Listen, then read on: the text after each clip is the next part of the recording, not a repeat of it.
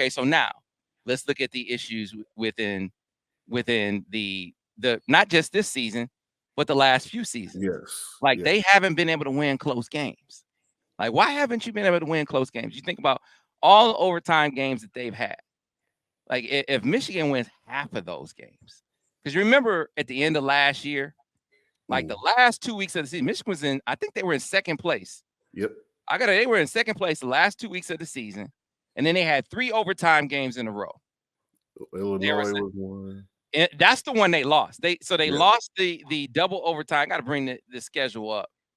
They lost the double overtime game to Illinois, and then they lost another one. It's all these overtime games, Daniel. It's like, man, if they could get to the winning close games part, which obviously comes back to coaching, and that's why you asked Mhm. the question.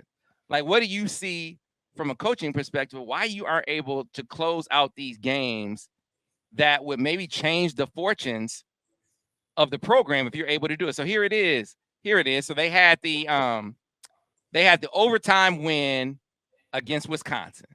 And then they had that double overtime loss to Illinois. And then Yep. they had that overtime loss in Bloomington. So it was 2 straight road games. Remember, they had the Yep. double overtime loss to Illinois, and then the overtime loss to Indiana, part of the 3 straight road games. And then they lost the season finale Yep. to Rutgers. They lost the Big Ten tournament to Rutgers. So you lose your last 3 games. When Yep. 2 weeks before that, you were in second place in the Big Ten. Yep. And I remember the loss to Illinois. They missed a key blockout, and that would have kind of sealed the game. It just is, and to be honest, Sam, when you're losing close games, a lot of those things aren't necessarily in-game coaching. They're culture moments, right? Like if our culture is right inside the building, inside the locker room, we're able to overcome those moments and pull out close games because we have the synergy and the chemistry necessary. But like you say, you can see it when you have guys that are academically ineligible. You have guys that are rumored. Like all the things you hear about the program, there sounds like there's not enough culture and togetherness within that locker room to overcome these moments. Before you get to a excellent, because I've seen Juwan draw up great plays. I think that same Illinois game, he drew up a great play and got a wide open shot for a guy, and he shot an air ball, Well, right? So it's not necessarily, it's a talent issue as well. But before you even get to the talent, there's things that has to be cleaned up within the culture and the locker room of Michigan basketball before you even get to the in-game coaching those close games. Your point is a good one, Daniel, because you say it's not an individual game thing; it becomes a culture thing when it happens more than one season. Yes. So now you get into this season, and you got the overtime game at Oregon. Where, hey, give them they hit a big time 3, but still they won it. And then you got that double overtime game against Florida. When I remember watching that game, it was like, man, they about to close these dudes out. That Yep. same Florida team that's looking just took it to Alabama. Beat them by 20 last night. 20 Yeah, just beat up on Nate Oates, right?